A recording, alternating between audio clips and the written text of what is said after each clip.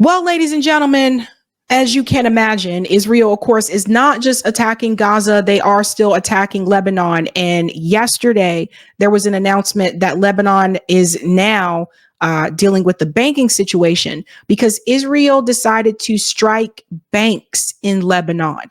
Now, as much as they are going to tell you that they did this to break up finance infrastructure of Hezbollah, the reality is, I think we all know what happens when you destroy banks in a country. That's going to affect them economically. So do I believe that this is just about Hezbollah? No, I do not. And I think what people have to understand, what you're going to see in this video, is that attacking those banking institutions to try to attack Hezbollah, you're actually hurting everybody else in Lebanon too. And I want to get into that discussion here. We're going to go ahead and bring up this clip here. This is from channel 4. Listen to this. Again, Israel attacked banking network in Hezbollah. And as you will see, there are other businesses in this area as well. So it's not just the banks. This morning in Shia, in Beirut's southern suburbs, we saw the damage to another branch of Al-Qard al-Hassan, a lender that grew increasingly popular after Lebanon's banking system collapsed during the economic crisis 4 years ago. The sign for a beauty parlor on the same site somehow survived. People go past and see a building once so familiar, now just a pile of rubble. It was 12 stories high. The Israelis gave residents of apartments above just an hour to get out. We don't know how many did. There's no doubt that the Israeli attacks on branches of Al-Qard al-Hassan will have damaged Hezbollah's financing. The institution was central to the operation of Hezbollah in Lebanon. But it will also have damaged the prospects of more than 1.8 million Lebanese, many of them poor, most of them Shiite, who relied on it for small-scale loans. Let's pause here for a second. So do you see what I was saying about the banking? Like it's not just an attack on Hezbollah, it's an attack on other people that rely on those banking institutions as well. And then with the evacuation order, giving them an hour, people just had an hour to get out. So again, this looks like another area that looks particularly dense. And this is what they do. They try to attack the dense areas so they can do as much, have as much casualties as possible. Similar to what they did in Gaza. Now, it hasn't gotten to that extent in Lebanon yet, but if Israel's not stopped, there's no telling what they will do. Al-Qard al-Hassan, which is sanctioned by the US, shows how Hezbollah is enmeshed into Lebanese society. It provides microloans in exchange for gold as collateral from individuals. They say that it's open to everyone who wants to use it, but I believe, if you look from the geography of its branches, it's distributed in the constituency of Hezbollah and the Amal movement as well. The late Hezbollah leader even touted for business on its behalf. Dear brothers who have some money at home, put it in Al-Qard al-Hassan, because the banks won't accept us. The answer to American attacks on the Lebanese people is to put our money in Al-Qard al-Hassan. It all makes today's meeting between the US envoy Amos Hochstein and the Lebanese Prime Minister seem even less likely to bring about a ceasefire, which would require Hezbollah to adhere to UN Resolution 1701 and pull back from the southern border. So does everybody hear that? That this will require Hezbollah to pull back from the southern border. But the reality is, they mentioned ceasefire. Yeah, like Israel does not want a ceasefire. And I don't want people to believe the propaganda that's coming from corporate media. Right now, corporate media is telling you that Antony Blinken is in the Middle East. They're working towards a ceasefire. Guys, Israel does not want a ceasefire. Israel wants these people gone. They want the land. They've had many opportunities to have a ceasefire, even opportunities that included getting hostages back from Gaza. And they rejected it because they don't want that. They want the land and they want the people gone.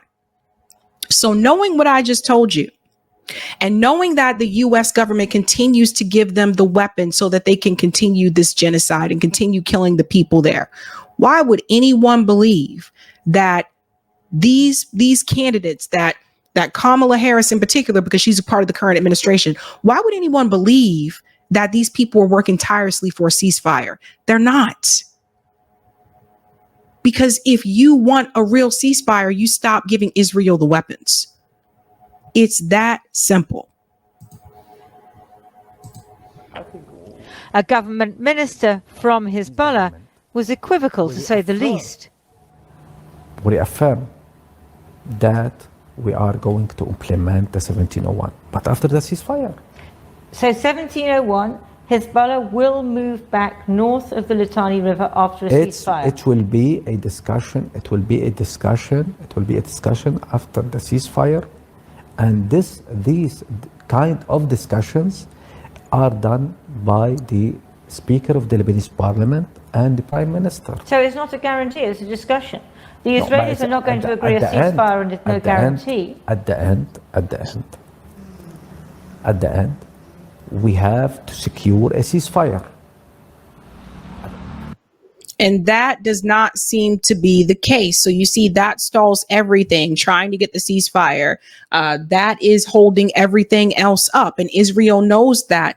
And it's not even just, what's been happening in Lebanon in particular.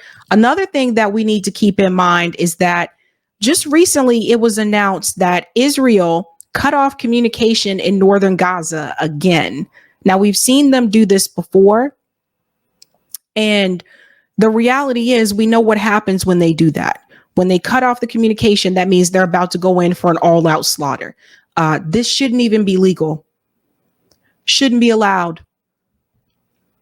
Now you have politicians like McGovern. He is now calling for Israel to remove the rule about not allowing independent journalists into Gaza. Apparently, he's saying that 64 representatives have signed this legislation that they're calling for. McGovern's also up for re-election, so just keep that in mind too. And also, where was this last year? Why did these representatives wait an entire year into this genocide before they decided to say, okay, Israel, you need to allow independent journalists the right to come into Gaza and report from Gaza? Why would they wait this long? Where were all these representatives when journalists were being slaughtered in Gaza?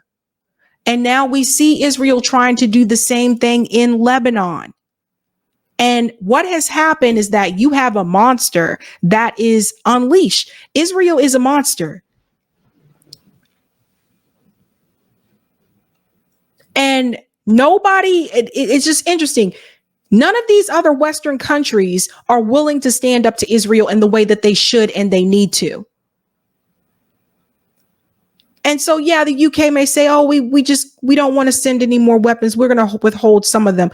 Yeah, but you're not calling out Israel for what it is. You're not calling out the apartheid. You're not calling out the genocide. You're not calling out the occupation or the oppression. So if you're not calling Israel out for what it really is, and you're not willing to hold Israel truly accountable, I see you just as much as a culprit in the genocide.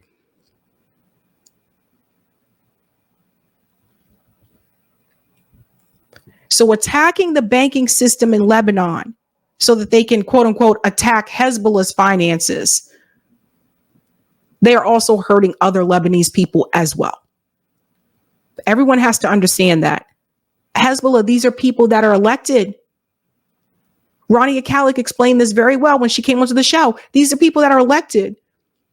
And corporate media would have you think these are just people that just sprouted up one day and just, went rogue and just doing whatever they want to do. And that the Lebanese people have no rights, no freedom, and that they're being held hostage by Hezbollah. That is not the case. They are part of the government. It's a mess. We got to keep covering this because, again, like I told you, I have noticed now that corporate media, they're not covering the protest anymore like they used to. Protests are still happening, by the way, They are not covering the suffering that's happening to the way that they used to in Gaza. And that's because they're trying to make things, particularly liberal media, they're trying to make things look good for Kamala. Such a mess. This shouldn't even be political, but it is.